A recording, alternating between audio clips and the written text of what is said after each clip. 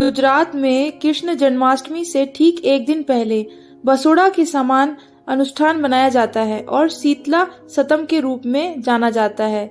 शीतला सतम भी देवी शीतला को समर्पित है और शीतला सतम के दिन कोई भी ताजा भोजन नहीं पकाया जाता है। इस अवसर के लिए एक विशाल मेले का आयोजन किया जाता है और कई संगीत कार्यक्रमों का भी मंचन किया जाता है।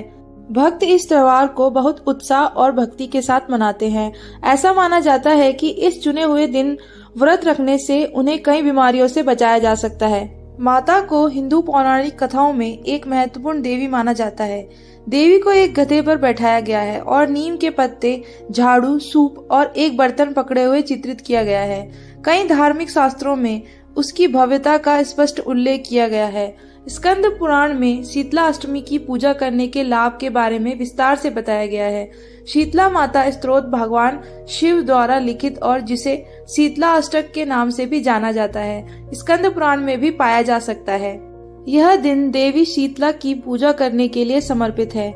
हिंदू शास्त्रों के अनुसार यह माना जाता है कि देवी शीतला चिकन पॉक्स, खसरा, चेचक और अन्य समान रोगों को नियंत्रित करती है। इस शुभ दिन पर देवी की पूजा करके लोग अपने परिवार में, विशेषकर बच्चों में महामारी के रोगों के प्रकोप को रोक सकते हैं।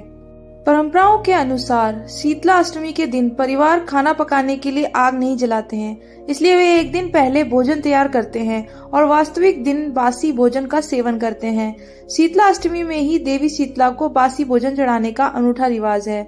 भक्त सूर्योदय से पहले उठते हैं और स्नान करते हैं। वे सीता देवी मंदिर जाते हैं और देवी की पूजा हल्दी और बाजरा के साथ करते हैं। पूजा अनुष्ठान करने के बाद वे बसोड़ा व्रत कथा सुनते हैं। रबड़ी, दही और अन्य आवश्यक प्रसाद तब देवी शीतला को चढ़ाया जाता है। लोग अपने से बड़ों का आशीर्वाद भी लेते हैं। देवी को तैयार भोजन अर्पित करने के बाद शेष भोजन पूरे दिन प्रसाद के रूप में खाया जाता है और इसे स्थानीय भाषा में बसोड़ा के नाम से भी जाना जाता है। भोजन अन्य भक्तों में भी वितरित किया जाता है और गरीब और जरूरतमंद लोगों को भी दिया जाता है। शीतला अष्टक पढ़ना भी अनुकूल माना जाता है।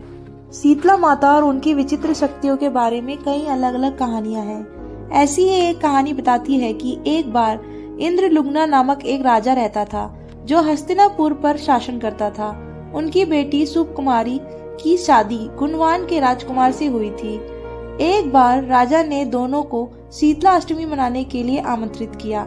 इस प्रक्रिया के अनुसार जोड़े ने झील के लिए प्रस्थान किया और भक्ति के साथ व्रत करने के लिए सावधानी पूर्वक प्रयास किए। उनकी ईमानदारी से प्रसन्न होकर शीतला देवी उनके सामने प्रकट हुई और एक वरदान दिया जिसे शुभकारी कभी भी उपयोग कर सकती थी। वापस जाते समय शुभकारी ने एक दुखी ब्राह्मण परिवार को देखा जो सर्पदंश के कारण अपनी मृत्यु से दुखी था। शुभकारी ने ब्राह्मण को मृत्यु से बचाने के लिए वरदान का उपयोग किया। सभी लोगों ने शीतला अष्टमी व्रत की शक्ति का एहसास किया और बड़े विश्वास के साथ इसका पालन करना शुरू कर दिया।